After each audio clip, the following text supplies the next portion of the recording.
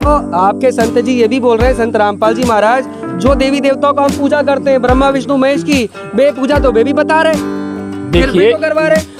देखिए ब्रह्मा विष्णु महेश की पूजा मन माने ढंग से करने से कुछ नहीं होगा। तो आप कहते हैं कि हम मनमाना आचरण कर रहे हैं? हाँ, आप बिल्कुल मनमाना आचरण कर रहे हैं। आप प्रमाणित करके बताइए जो आप नाम जप करते हैं, क्या नाम जप करते हैं? नहीं, नाम तो नहीं जपते हम। कैसे फिर आप उनकी कैसे भक्ति? तो जय गणेश जय गणेश जय गणेश देवा करते हैं, ओम नमः शिवाय करते हैं, राम राम जपते हैं, हरे राम हरे कृष्ण जपते हैं, बस उपास आया तो कर लिया, 11 साल तो कर ली। भक्ति जो कर और रहा क्या है घर अपने घर हजारों लोग हैं, लेकिन मंदिर जाने से वो क्या श्रद्धा है मूर्ति के पास जाने, जब घर करा तो मंदिर नहीं है उसको। इसलिए संतुष्टि नहीं है कि उसे उस परमात्मा की जानकारी नहीं मिली है अभी, और वो उसके पास मूल मंत्र नहीं है। जब तक देखिए हमें प्यास लगी है और हमें जब तक पानी नहीं मिलेगा तो क्या प्यास बुझ जाएगी?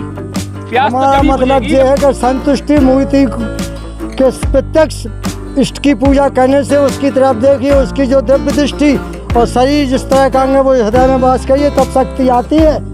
ऐसे शक्ति नहीं आती है कि हम घर कर रहे हैं या जंगल में। मूर्ति एकलव्य ने किसकी मूर्ति बनाई थी? धनुष विद्यामान। गुरु जी की बोलिए। गुरु की बनाई थी। देखिए बिना गुरु के शांति नहीं होती है। हमारे इसमें है वो बोलिए। आपने कहा, आपने बिल्कुल सही कहा है कि बिना गुरु के मुक्ति नहीं हो सकती है और ना संतुष्टि हो सकती है। लेकिन वो गुरु होना जरूरी कौन है? वो गुरु कौन है? गुरु कौन है? कहाँ किसी को दिखाई दिया गुरु? हमें आप बताइए। हाँ, वो गुरु आज संत रामपाल जी महाराज जी हैं। ऐसा कुछ नहीं है। अब आप नहीं माने तो नहीं माने, आप नहीं मानते हैं, जैसे हम आपको प्रमाण दे रहे हैं। बच्ची लड़की पैदा की, आप चरण छुएंगे? कहाँ लिखा है? किस वेद में लिखा है? क्यों पैदा की? क्यों आपने भोग किया? क्यों शादी की? सृष्टि किससे चलती है? संतान से। आप ही बताओ। देखिए आपकी बात से हम एक बात बताइए, आपकी बात से हम संतुष्ट हैं। अगर आपने कहा है तो हमारी बात का जवाब भी तो दीजिए। हमारी बात का जवाब तो दो आप पहले।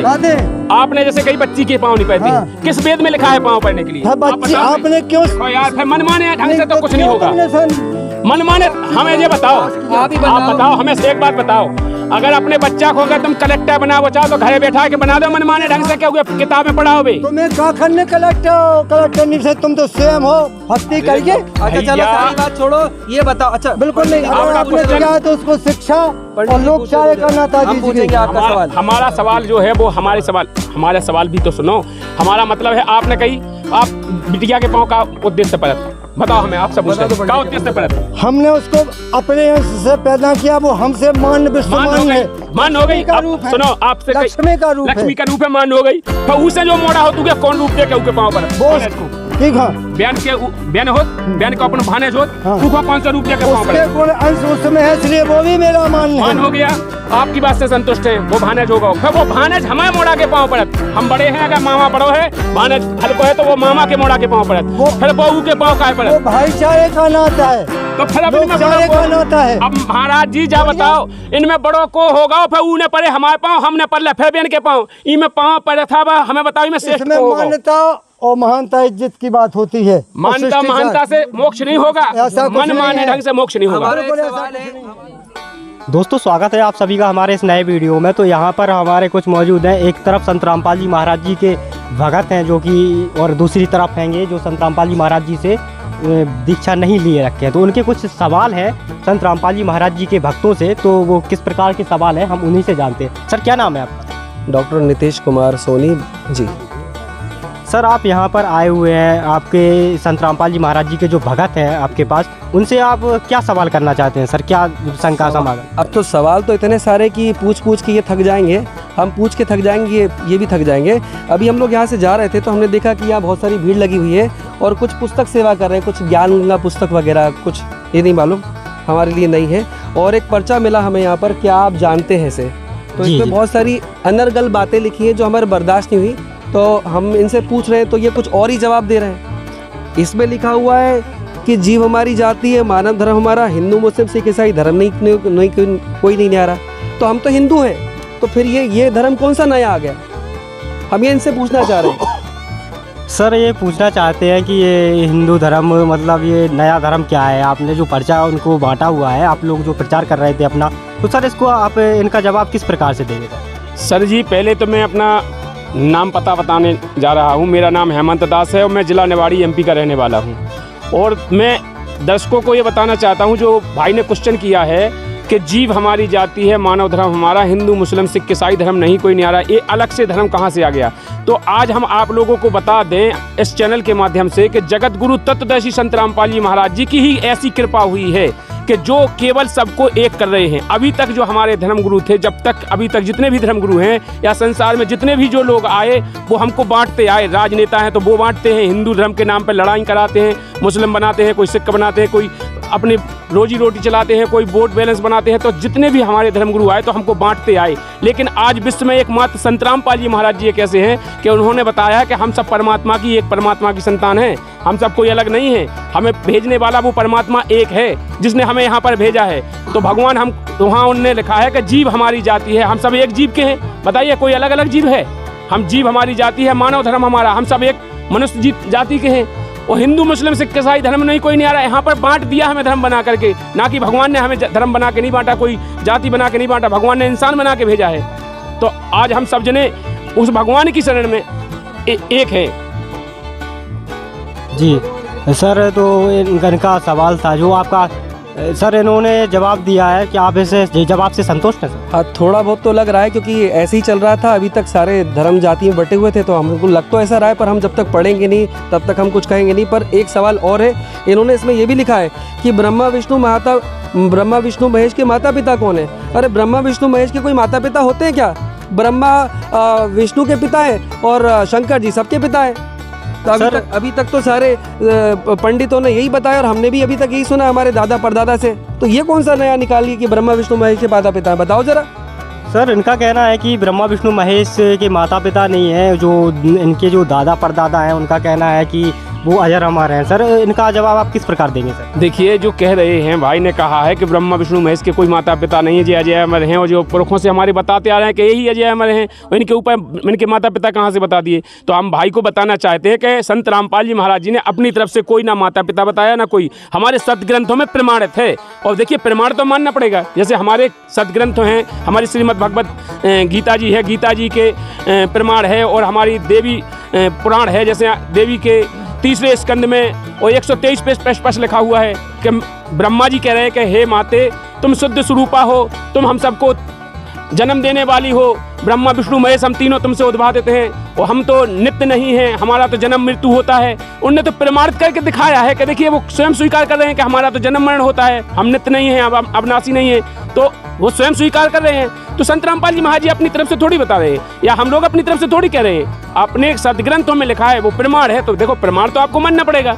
हमारे सदग्रंथों में जो प्रमाण है हम उस प्रमाण के आधार से अकॉर्डिंग बता रहे हैं। आप नहीं मानते हैं तो उठा करके देख लीजिए, देवी महापुराण में लिखा हुआ है स्पष्ट 3रे स्कंद में।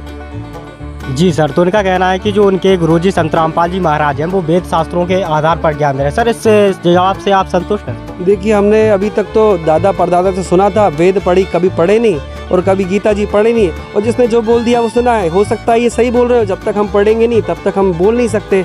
अभी एक सवाल और आता है, अभी इसमें लिखा हुआ है कि ब्रह्मा विष्णु महेश किसकी भक्ति करते हैं? ब्रह्मा विष्णु महेश जो जगत के पालनहार है, वो काय पर किसी की भक्ति करेंगे? भाई लोग तो उसकी भक्ति करेंगे ना।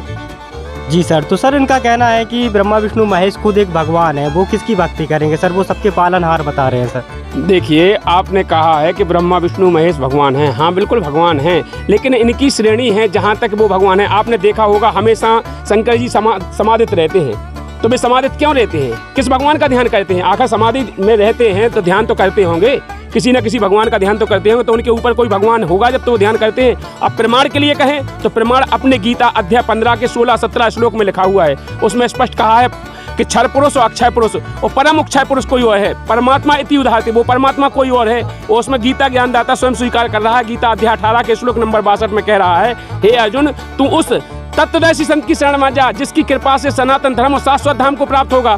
उस परमेश्वर की शरण में जाएगा जहां जाने के बाद साधक लौट के पुनः जन्म मृत्यु में नहीं आता है। तो इनके ऊपर कोई परमात्मा है जिसके ऊपर जो भक्ति करने वाला, वो जिसकी भक्ति करने से साधक जन्म मृत्यु में नहीं आता है। तो हमारे सदग्रंथ इसका प्रमाण दे रहे हैं, हम थोड़ी कह रहे हैं। हमारे सदग्रंथों में लिखा है गीत। और फिर उस तत्वदर्शी संत के बारे में कहा है कि उस तत्वदर्शी संत को पहचान क्या है, तो उसके अध्याय 4 के 34 में कहा है पहले तो कि उस तत्वदर्शी संत की शरण में जा, सरलता पूर्वक दंडवत प्रणाम कर, कपट भाव छोड़कर, वो तुझे जो ज्ञान देगा उससे तेरा कल्याण होगा। फिर इसके तुरंत 15 में 1 से 4 तक बताया है, और संसार रूपी वृक्ष की रचना बताई है कि वो तत्वदर्शी संत जो होगा इस संसार रूपी वृक्ष को ऊपर वाला जड़ नीचे वाली शाखा वाला इस पीपल के पेड़ को जान, इसको जो जड़ से लेके पत्ते तक बता देगा वही तात्पर्य को जानने वाला होगा, वही तत्वदर्शी संत होगा। तो आज तक के हमारे जितने भी धर्म गुरु हैं, हमारे जितने भी महापुरुष हैं, उनने आज तक हमको गीता खोल के नहीं दिखाई, आज तक हमको वेद खोल के नहीं दिखाया, कहीं प्रमाणित करके नहीं दिखाया कि वो तत्वदर्शी संत कौन है और उसकी पहचान क्या है। तो हमारे सदग्रंथों में संत रामपाल जी महाराज जी ने प्रमाणित करके दिया है, आप ज्ञान गंगा में उठा करके देख सकते हैं, उसमें प्रमाण है।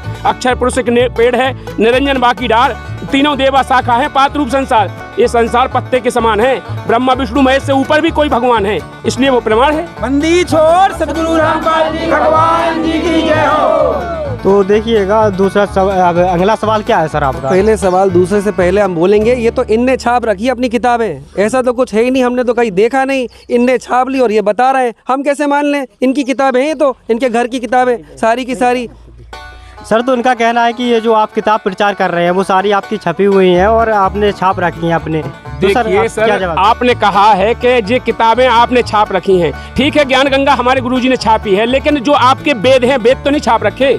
संत रामपाल जी महाराज जी ने वेद तो नहीं लिखे, ज्ञान गंगा लिखी, गीता तेरा ज्ञान अमृत लिखी, लेकिन गीता जी तो नहीं लिखी, गीता जी तो आपकी है। आप गीता जी में जाकर देखो ना, हम आपको गीता अध्याय 18 के श्लोक नंबर 62 को बोला, आप उठा के देखो गीता जी में लिखा के नहीं लिखा। मैंने गीता अध्याय 4 के 34 में कहा, आप उठा के देखो लिखा के नहीं लिखा। हमारे गुरुजी ने थोड़ी लिखी गीता, गीता तो आपकी पहले से थी, लेकिन आपके बताने वाले जो धर्म गुरु हैं उन्होंने आपको नहीं बताया कि सही ज्ञान क्या है। आज संत रामपाल जी महाराज जी ने प्रमाणित करके वो ज्ञान दिया है, आज आप देख सकते हैं उठा करके अपनी गीता में लिखा के नहीं लिखा है। उस गीता जी में जो संस्कृत में लिखा, अब हम संस्कृत पढ़ना आता नहीं है, हमें तो हिंदी आता है, अब इनकी किताबों में हिंदी लिखा, कैसे मिला है उससे संस्कृत और हिंदी, ये बताओ पहले। देखिए सर, ये भी आज भगवान की बहुत बड़ी मेहर है हम सब पर कि आज इंसान पढ़ा लिखा हो या नहीं पढ़ा लिखा हो, आज आपको अगर जौन भी भाषा नहीं आती है तो आज हर बच्चा के हाथ में मोबाइल है, और आज उस मोबाइल में ऐसे ट्रांसलेट ऐप्स हैं कि आप कोई भी भाषा को ट्रांसलेट करके तुरंत पढ़ सकते हैं, उसका अर्थ आप अनुवाद करके देख लीजिए, ट्रांसलेट करके देख लीजिए भाषा से, आपको पता लग जाएगा कि क्या लिखा है। अब हम तो डॉक्टर हैं और हम अलग अलग प्रकार की बीमारियां ठीक करते हैं, अब ये बोलते हैं कि इनके संत रामपाल जी महाराज से मंत्रों का उच्चारण करो और कैंसर ठीक हो जाएगा, लकवा ठीक हो जाएगा, ये कौन सी नई चीज़ है बताओ।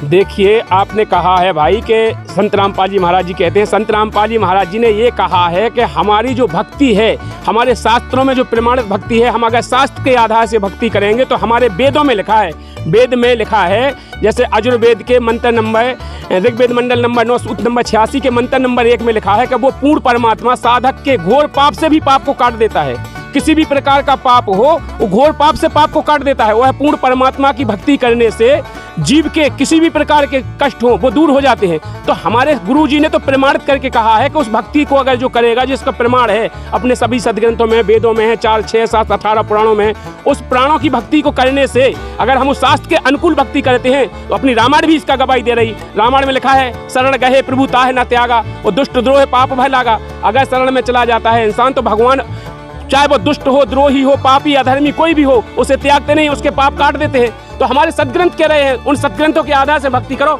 आपको कल्याण हो जाएगा। अरे हम तो महाकालेश्वर की, उज्जैन वालों की कब से पूजा कर रहे हैं, हमारे पूरे खानदान में वही पूजा हो रही है, पर कभी कुछ ऐसा सुनने को नहीं मिला, देखने को मिला। हम तो मत्था टेकने जाते हैं, सारे काम तो वही करते हैं हमारे। जी सर तो इनका कहना है कि हम बहुत दिन से महाकाल की पूजा कर रहे हैं, महादेव की आराधना करते हैं सर, तो इससे पहले इन्होंने इस तरह की कोई भी बात नहीं सुनी सर। देखिए सर, आप जो कर रहे हैं वो मनमाना आचरण कर रहे हैं। क्यों मनमाना आचरण? इसलिए कहेंगे हम मनमाना आचरण कर रहे हैं, जो आप महाकालेश्वर की पूजा करते हैं या किसी भी देवी देवता की पूजा करते हैं, कहीं प्रमाण है उसका? कहीं आपने पढ़ा है ग्रंथ में कि ऐसी पूजा करनी चाहिए? हमारे दादाजी ने बताया तो हम कर रहे हैं। देखिए, आपके दादाजी ने बताया, उनको किसी ने बताया, उनको किसी ने बताया, ये तो बताई बती हो गई, लेकिन जो हमारे सदग्रंथ में लिखा है वो आपको पता नहीं है कि क्या है भक्ति, कैसे करनी चाहिए, उसकी पूजा करने की विधि क्या है। और जब तक वो विधि से, देखिए प्रोसीजर होती है, जैसे आपको अगर खेत को बोना है तो आप जहाँ पहले सूखे में बीज फेंक दें तो क्या जम जाएगा? उसकी प्रोसीजर होती है, उससे पहले जोतेंगे, बखरेंगे, फिर सींचेंगे, फिर उसमें बीज डालेंगे, तब वो होगा। उसकी प्रोसीजर होती है, उसके जानने वाला होगा। जैसे जैसे आप डॉक्टरी पढ़े हो, आपसे कही जाए कि हर हाँको तो आप हाँक लोगे, तो जो जानने वाला होगा वही बताएगा उसको कि इसकी विधि ये है। इस शास्त्रों में देखिए, शास्त्रों को जानने वाला अभी तक कोई नहीं मिला है जिसको शास्त्रों का ज्ञान हो। मैं आपको बता देता हूँ, गीता अध्याय 16 के श्लोक नंबर 23 में लिखा है, जो पुरुष शास्त्र विधि को त्याग कर अपनी इच्छा से मनमाना आचरण करते हैं, ना तो उनका मोक्ष होता है, ना गति होती है, ना किसी प्रकार का सुख होता है। आप देखिए ना, आपकी गीता में लिखा है। फिर तुरंत 24 में कहा है, श्लोक नंबर 16 के श्लोक नंबर 24 में कहा है, हे अर्जुन इसलिए तेरे लिए कर्तव्य व अकर्तव्य, जीवन में क्या करना चाहिए क्या नहीं करना चाहिए, शास्त्र ही प्रमाण है। शास्त्रों के आधार से तुझे भक्ति करना पड़ेगा, तब तुझे वो लाभ होगा। आपकी गीता जी कह रही है। मंदिर छोड़ सदगुरु रामपाल जी भगवान जी की जय हो। आपके संत रामपाल जी महाराज ने तो ये भी लिखा है इसमें कि पूर्ण परमात्मा कौन है, कैसा दिखता है और कैसे मिलता है, और वो सा शरीर है मनुष्य जैसा है। अरे भाई, भगवान मनुष्य जैसा हो सकता है क्या? देखिए सर जी, आपने कहा है कि संत रामपाल जी महाराज जी ने लिखा है कि पूर्ण परमात्मा कैसा है, तो हमारे गुरुजी ने लिखा है, हमारे वेदों के अकॉर्डिंग लिखा है। हमारे वेद जो हैं सागर मंथन से निकले हुए थे, सबको पता है कि वेद सागर मंथन से निकले हैं, किसी ने लिखे तो नहीं है, लेकिन उन वेदों में लिखा है, वेद लिख रहा है, वेद में लिखा है। कहाँ लिखा है वेदों में? वेद में ऋग्वेद मंडल नंबर 9 सूत नंबर 86 के मंत्र नंबर 1 में, ऋग्वेद नंबर 9 सूत नंबर 20 के मंत्र 1 से 4 में, मतलब कई जगह हजारों प्रमाण हैं। आपके लिए अगर प्रमाण चाहते हैं तो हम पुस्तक देते हैं आपको, ज्ञान गंगा। उस पुस्तक में पूरे मंडल, पूरे ऋग्वेद के, सामवेद के, अथर्ववेद के सब में लिखा है कि वह आपकी छपी हुई किताब है, हम नहीं मानेंगे। आपके वेद हैं आपके पास में, हम कैसे मान ले बताओ? आपकी किताब है और आपका ही वेद है वो। देखिए सर, किताब हमारी है, लेकिन वेद तो भगवान के लिखे हैं, वेद तो मानते हो। हमें प्रमाण दो तो हम वेद खरीद के लाएंगे वहाँ से। तो वेद तो मानोगे? हाँ, मानेंगे। तो वेद आप खरीद के लाइए, वेद में मिला सकते हो। तो ये तो केवल प्रमाण के लिए ले जाइए, इससे मिला लीजिए, आपके उसमें लिखा है कि नहीं, जैसे याद तो आपको रहेगा नहीं, ठीक है, तो याद करने के लिए ले जाइए आप पुस्तक में कि लिखा है, जो सही मिला है, मिला के देखो कि सही है कि गलत है। ठीक है, अगर आपको सही मिलता है तो आप उस भक्ति को करिए। ठीक है, बिल्कुल ठीक है। ये इनकी बात तो हमें अच्छी लग रही है, पर हम जब तक पढ़ेंगे नहीं, वेद खरीदेंगे, क्योंकि इनका हमें गोलमाल लग रहा है और ये इनकी किताब भी गड़बड़ लग रही है। पर इनके जो प्रश्न है तो थोड़े बहुत तो हमको समझ में आ रहे हैं जो ये बोल रहे हैं, पर जब तक वेदों से नहीं मिलाएंगे हम नहीं मानेंगे। तो देखिए, आपके पास वेद है, आज इंटरनेट का समय है और हर इंसान मोबाइल पे कुछ भी चीज़ मंगा सकता है। वेद भी इंटरनेट पे डले हुए हैं, आप जौन भी वेद को डाउनलोड करना चाहते हैं उसको आप डाउनलोड करके मिला लीजिए, कहीं जाने की भी जरूरत नहीं है। ऐसा समय बनाया है भगवान ने, और ऐसा ज्ञान इसीलिए दिया है, इस समय और शिक्षित इसीलिए किया है मनुष्य को कि भगवान को पहचान सके। वो अब तक जितने भी धर्मगुरु हैं, ये सब कहता है वो भगवान निराकार है, यही कहता है कि भगवान निराकार है, जबकि अपने वेद में प्रमाणित है कि वो परमात्मा साकार है, सह शरीर है, मनुष्य दृश्य है, और जिसका नाम कबीर है। आज 4 वेद 6 शास्त्र 18 पुराणों में इसका प्रमाण है, और जब सभी ग्रंथों में जिसका प्रमाण मिलता हो उसे सत्य नहीं मानोगे आप? मान तो लेंगे, पर आपकी किताब तो ये भी बोल रही है, इसमें लिखा हुआ है, संत रामपाल जी महाराज बोल रहे हैं कि तीर्थ व्रत तर्पण श्राद्ध निकालने से कोई लाभ नहीं। हम तो खूब उपवास करते हैं, सारे काम करते हैं, और आप मना कर रहे हो उसको। बताइए सर। देखिए, बिल्कुल आपने सही कहा है। संत रामपाल जी महाराज जी इसलिए कह रहे हैं कि तीर्थ व्रत उपवास और जो आपके श्राद्ध निकालना, ये सब बिल्कुल गलत है, व्यर्थ है। क्यों कह रहे हैं वो? कि हमारी गीता जी में लिखा है, वो अपनी तरफ से नहीं कह रहे हैं, उन्होंने उस गीता जी को पढ़ा है तो उनको पता है, तो वो गीता जी में लिखा है। आप गीता जी में उठा के देखिए, अध्याय नंबर 9 के श्लोक नंबर 25 में लिखा है, आप लिख लीजिए। अध्याय नंबर 9 के श्लोक नंबर 25 में लिखा है कि उसमें कहा है कि भूतों को पूजने वाले भूत बनते हैं, पितरों को पूजने वाले पितर बनते हैं, मेरा पूजन करने वाले मुझे प्राप्त होते हैं, और लौट के पुनः जन्म मृत्यु में आते हैं अगर उस पूर्ण परमात्मा की शरण में नहीं जाते। तो आपकी गीता जी के अध्याय 9 के श्लोक नंबर 25 में स्पष्ट मना किया है। फिर गीता अध्याय 11 के श्लोक नंबर 32 में कहा है, जो आप कह रहे हैं, गीता बोलने वाला कह रहा है कि मैं बड़ा हुआ काल हूँ, मैं अभी अभी प्रवृत्त हुआ हूँ, और जे तो लड़ेंगे तो अभी मारे जाएंगे, नहीं लड़ेंगे तो अभी मारे जाएंगे। तो बताइए, आप जो भक्ति कर रहे थे, अब तक की जो मनमाना आचरण कर रहे थे, इससे सुख हो ही नहीं सकते हैं, आपकी गीता कह रही है। और इसमें तो ये भी छपा हुआ है, हमको जन्म वो देने मारने वाले किस प्रभु का साथ है। अरे भाई, भगवान कोई मारता है क्या? इसमें तो लिखा है कि कौन हमको जन्म देने व मारने में किस प्रभु का स्वार्थ है, ये भी लिखा हुआ है इसके अंदर। तो हाँ, जो मैंने आपको बताया है, गीता अध्याय 11 के श्लोक नंबर 32 में वो जो कह रहा है कि मैं बड़ा हुआ काल हूँ, मैं अभी अभी प्रवृत्त हुआ हूँ। कृष्ण भगवान तो पहले से थे, वो अभी अभी प्रवृत्त हुआ हूँ, तू लड़ेगा तो भी जे मारे जाएंगे, नहीं लड़ेगा तो भी मारे जाएगा, मैं सबको खाने के लिए आया हूँ। तो वो काल है जो ज्योत निरंजन है, उसको श्राप लगा है, 1 लाख जीवों को रोज भक्षण करता है और 1.25 लाख जीवों की रोज उत्पत्ति करता है। उसका सदगुरु रामपाल जी भगवान जी की जय हो। उस ज्योत निरंजन काल को ही उन्होंने कहा है कि उस प्रभु का स्वार्थ है, जिसे हम प्रभु, वही निराकार है, जिसके लिए सब भटकते हैं, वो कहते हैं वो निराकार है, उसी का वो उसने श्राप दे रखा है कि मैं दिखाई नहीं दूंगा। तो वो किसी को दिखाई नहीं देता है, वो उसको 1 लाख जीव खाने का, मनुष्य जीव खाता है 1 लाख खाने का, वो 1.25 लाख पैदा करने की उसको श्राप लगा हुआ है। तो ब्रह्मा विष्णु महेश को उसने काम सौंप दिया। उसके जो 3 पुत्र हैं, उसकी पत्नी अष्टंगी दुर्गा है, उसी की पत्नी अष्टंगी दुर्गा है। तो उसने इन तीनों लड़कों को काम सौंप दिया है, ब्रह्मा को सृष्टि रचने का, विष्णु को पालन करने का और शंकर को संहार करने का। जो तीनों इन पांचों का प्रपंच है। यहाँ पर परमात्मा कहते हैं कि ब्रह्मा, विष्णु और शंकर और दुर्गा और धर्मराया कहिए, इन पांचों मिल प्रपंच रचाया, बाणी हमरी लइए। चलो छोड़ सतगुरु हमने भगवान मान लो, हमने तुम्हारी सारी बात मान ली, पर इसमें तो ये तो तुम प्रमाण कर रहे हो वर्तमान समय में प्रसिद्ध भविष्य वक्ताओं के अनुसार वह महान संत कौन है? आप संत रामपाल जी महाराज को महान बता रहे हो और जबकि वो जेल में।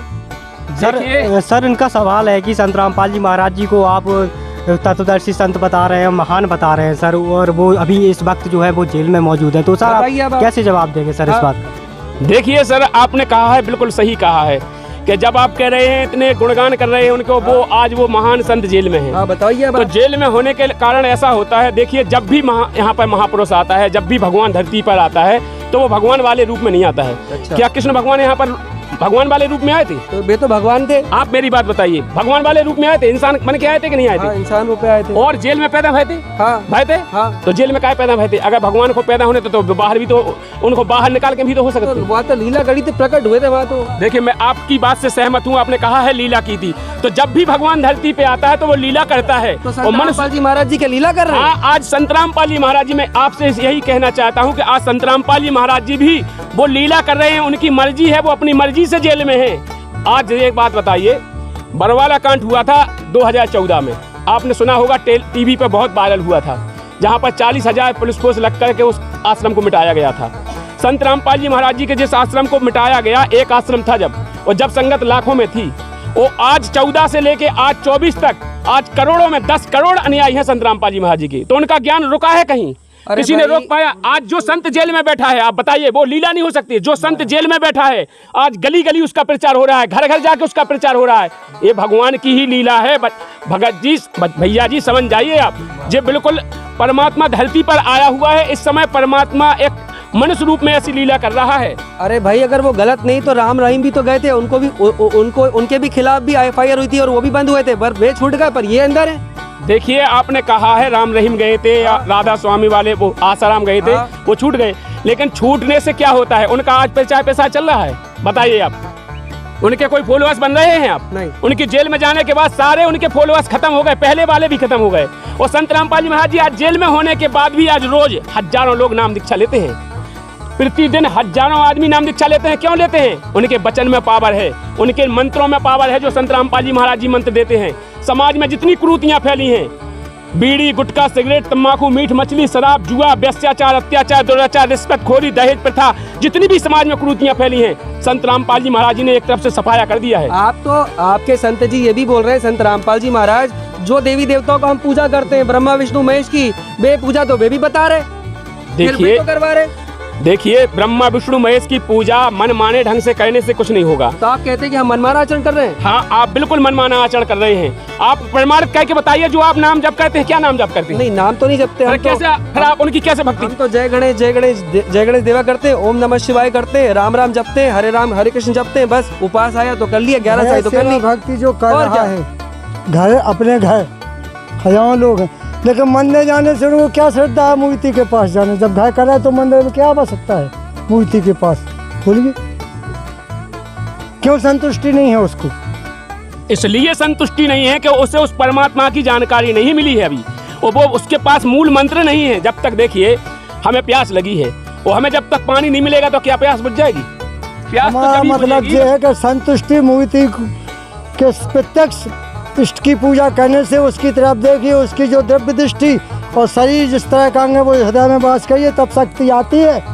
एक ऐसे शक्ति नहीं आती है कि हम घर कर रहे हैं क्या जंगल में। मूर्ति एकलव्य ने किसकी मूर्ति बनाई थी? धनुष विद्यावान। गुरु जी की। बोलिए, और क्या गुरु की बनाई थी? बिना गुरु के शांति नहीं होती है। हमारे इष्ट है बोलिए। आपने कहा, आपने बिल्कुल सही कहा है कि बिना गुरु के मुक्ति नहीं हो सकती है और ना संतुष्टि हो सकती है। लेकिन वो गुरु होना जरूरी कौन है? वो गुरु कौन है? गुरु कौन है? कहाँ किसी को दिखाई दिया गुरु? हमें आप बताइए। हाँ, वो गुरु आज संत रामपाल जी महाराज जी हैं। ऐसा कुछ नहीं है। अब आप नहीं माने तो नहीं माने, आप नहीं मानते हैं, जैसे हम आपको प्रमाण दे रहे हैं। बच्ची लड़की पैदा की, आप चरण छुएंगे? कहाँ लिखा है, किस वेद में लिखा है? हाँ, क्यों पैदा की, क्यों आपने भोग किया, क्यों शादी की, सृष्टि किससे चलती है? संतान से। आप ही बताओ। देखिए आपकी बात से हम एक बात बताइए, आपकी बात से हम संतुष्ट हैं। अगर आपने कहा है तो हमारी बात का जवाब भी तो दीजिए। हमारी बात का जवाब तो दो आप पहले। आपने जैसे कई बच्ची के पाँव नहीं पहनती, हाँ। किस वेद में लिखा है पाँव पहनने के लिए? हाँ, बच्ची आपने क्यों? देखो यार, फिर मनमाने ढंग से तो कुछ नहीं होगा। मनमाने हमें ये बताओ, आप ही आप बताओ हमें एक बात बताओ, अगर अपने बच्चा को अगर तुम कलेक्टर बनाओ चाहो तो घरे बैठा के बना दो मनमाने ढंग से, क्या हुआ किताब में पढ़ाओ बे? तुम्हें काखन ने कलेक्टर नहीं से, तुम तो स्वयं हो, भक्ति करिए। अच्छा चलो सारी बात छोड़ो, ये बताओ। अच्छा बिल्कुल नहीं, अगर आपने किया है तो उसको शिक्षा और लोग चाहे करना था। हम पूछेंगे आपका सवाल। हमारा सवाल जो है वो हमारा सवाल भी तो सुनो। हमारा मतलब है आपने कही आप बिटिया के पाँव का उद्देश्य परत बताओ हमें, आप सब क्या उद्देश्य परत? हमने उसको अपने अंश से पैदा किया, वो हमसे मान विश्वमान है। मान हो गई। अब सुनो, आपसे लक्ष्मी का रूप है। लक्ष्मी का रूप है, मान हो गई। तो उसे जो मोड़ा हो तू क्या कौन रूप दे के उके पाँव परत? वो ठीक है, बहन को अपन भानेज होत, उको कौन सा रूप दे के पाँव परत? उसके गुण अंश उसमें है, इसलिए वो भी मेरा मान है। मान हो गया, आपकी बात से संतुष्ट हैं, वो भानेज होगा। फिर वो भानेज हमें मोड़ा के पाँव पड़त। हम बड़े हैं, अगर मामा बड़ो है, भानेज हल्को है तो वो मामा के मोड़ा के पाँव पड़त। फिर बहू के पाँव का पड़त। वो भाईचारे का नाता है, तो फिर अब इनमें भाईचारे का नाता है। अब महाराज जी जा बताओ, इनमें बड़ों को होगा, फिर ऊने पड़े हमारे पाँव, हमने पड़े फिर बहन के पाँव, इनमें पाँव पड़े था, हमें बताओ इनमें श्रेष्ठ इसमें मान्यता और महानता इज्जत की बात होती है। मान्यता महानता से मोक्ष नहीं होगा, ऐसा कुछ मन नहीं माने है। ढंग से मोक्ष नहीं होगा। हमारा एक सवाल है, हमारा एक सवाल